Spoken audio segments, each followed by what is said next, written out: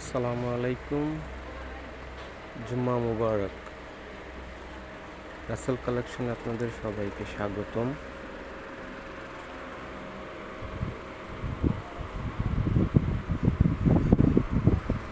শীতকাল চলতেছে, সব শীত কালেকশন, জগাসও আছে কিছু মোটা,